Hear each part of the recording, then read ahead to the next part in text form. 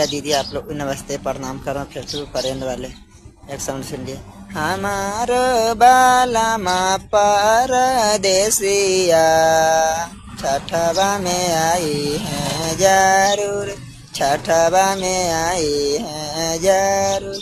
ओ नामा पे करा बन माई से जावा, चुंदरी भेजी हन जरूर, चुंदरी लाए हन जरूर। संजिया के दे भैया रगिया, भरे मांगा भैया शीश, भरे मांगा भैया शीश। हमारो बलमा परदेसिया छठवा में आए हन जरूर। ओ नामा पे करा भाई माई